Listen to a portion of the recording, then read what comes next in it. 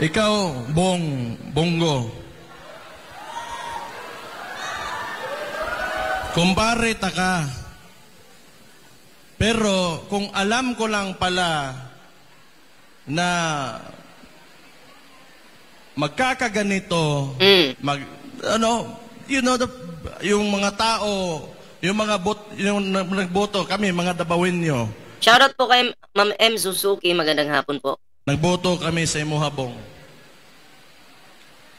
Kung alam ko lang na ganito lang pala yung gagawin mo, sana hindi na lang. Ano daw? Medyo dismayado si Basti kay Bongo Dito, yung mga tao, yung mga yung nagboto, kami, mga Dabawinyo, nagboto kami sa Imuhabong. Kung alam ko lang na ganito lang pala yung gagawin mo, sana hindi na lang. Yan kung binoto daw po si Bongo ng mga Dabawinyo. Ngayon, kung alam niya lang na ganito yung gagawin ni Bongo, sana di na lang daw po binoto si Bongo. So, ibig sabihin po, etong mga DDS na to ngayon, meron pong away. Pero pinapakita po sa atin ngayon na okay sila. Pero si Basti sumabog sa inis dito kay Bongo. Storm, shoutout po sa iyo Tuloy po natin.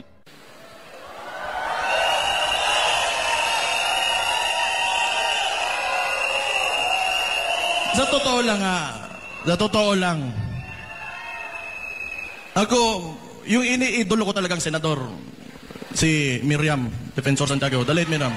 Puriya hisgot lang kasi wala na yung tao, pero iniidolo ko talaga. Yun talaga yung hero ko. Pero unfortunately for us, mas napabilib pa ako nitong si Risa Contiveros kaysa ni Bong.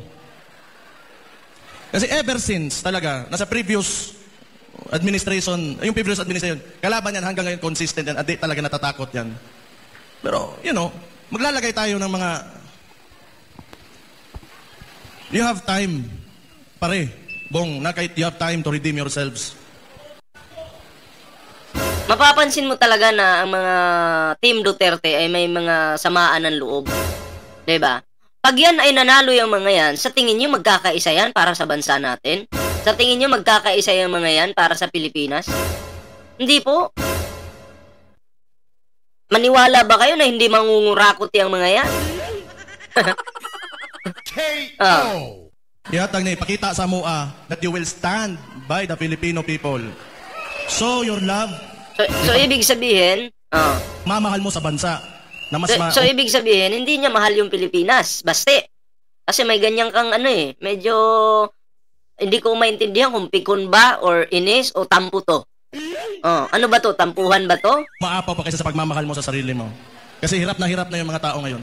Van Espinosa, shoutout to Nako, kasiraan po ito ni Bongo. Kasiraan. Tinira ni Basti, no? Ikaw ba naman, promisan ka ng 20 pesos na bigas? Ikaw ba naman, Basti, nag-aral ka naman siguro Wala namang pangako yung Pangulo na, 20 pesos na bigas. Wala. Pangarap yun. Pero unti-unti nang bumababa yung bigas ngayon. Basti, nag-aral ka ba?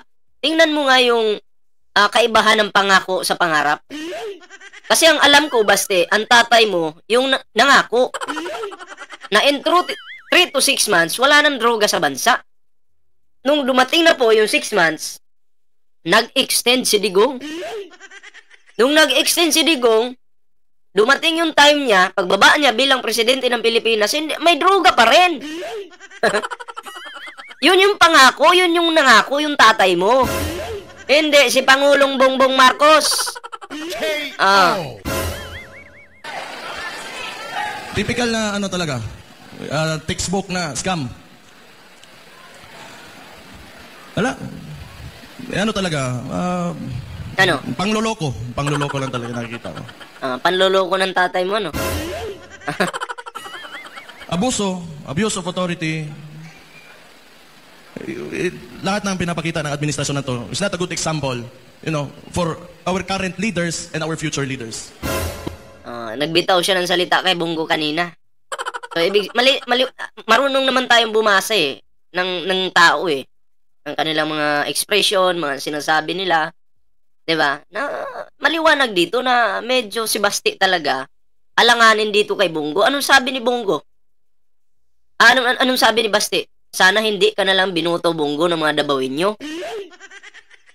Sabagay, pare-pareho naman kayo eh. So, yan yung pinapakita na ugali, kultura, Magulo si Basti. and ways of handling government. Then, kawawa naman yung Pilipinas talaga. Kawawa yung Di ka naawa sa Davao? Di ka naawa sa Davao? Ha? Eh dyan sa Davao, binabaha. Huwag ka munang maawa sa Pilipinas. Yung Davao muna unahin mo kasi naging West Philippine Sea sa Davao eh. Naging West Philippine Sea na dyan sa Davao. Hindi nyo nga maayos yung Davao. Hindi nyo nga maayos yung Davao. Tapos Pilipinas pa kaya maaawa ka? Eh merong 51 billion ng budget dyan sa Davao. Basti naman. Kawawa naman. Sana naman matapos na tong mga yung practices ng mga trapo talaga. Nakakapagod na rin.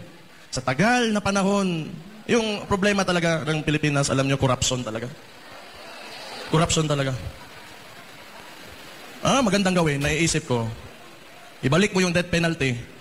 Isama mo yung corruption, plunder, bribery. Pag binalik yung death penalty, marami talagang tatamaan na PDP walang laban. Lalo na yung pamilya nyo, Basti. Oo. Yan yung isa sa talagang tatamaan ng death penalty na yan. Tingnan natin kung may tatakbo ba dyan sa Congress at Senado na yan.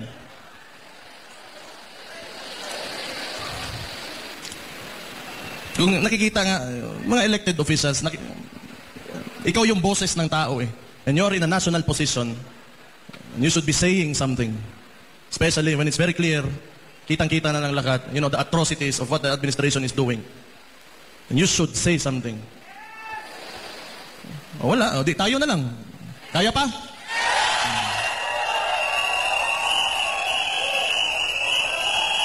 Pero alam nyo, hindi ako naniniwala na hindi kaya talaga ng Pilipino. Kailangan lang talaga may faith lang kayo, may paniniwala lang kayo na maiangat talaga natin yung bansa natin. Kasi kung hindi, wala sana tayo ngayon dito. Kasi mas gusto pa natin na mas maganda pa talagang kinabukasan para sa ating lahat, sa bawat Pilipino.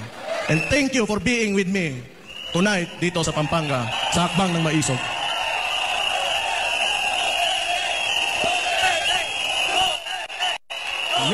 Diyan lang sila expert eh. Yung Dota eh. Dota, yun lang po yung laman ng utak nila. Pagpasensyahan nyo na po. Maybe soon, yung mga anak natin, yung mga our grandkids, yung mga apo natin, they will be living in a better Philippines. Mas maganda, mas maayos, mas maligaya na Pilipinas. So, salamat for being with us sa Hakbang ng Maisog. Ituloy nyo lang. We share the same sentiments. Gusto natin ng maayos na kinabukasan at may seguridad para sa mga susunod sa atin. The future generation. Dami mong alam eh. Talaga yung mahalaga. Someday, hindi na nila pagdaanan pa yung mga dinadaanan natin ngayon. We should give them, better problems than what we have now. And I think that is the ultimate goal and our ultimate responsibility as parents and as elders sa bansang ito. So, kailangan sama-sama talaga tayo, united tayo with one cause na at isang paniniwala na makakamit natin mas maliwanag at mas progresibo, magandang Pilipinas pagdating ng panahon. Wala nang gaganda pa. Hindi nagaganda yung Pilipinas kung kayo yung mamumuno, Basti. Yun yung katotohanan dyan. Diba? Huwag po kayo maniniwala dyan sa mga pinagsasabi ni Basti. Ano lang yan? Pambubula na lang yan. Diba? Para sila yung suportahan nyo.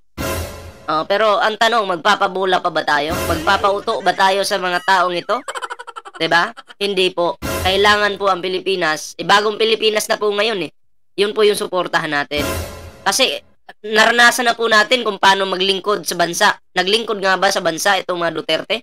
Naranasan na po natin kung paano nila tratuhin yung mga Pilipino nung panahon ni Digong.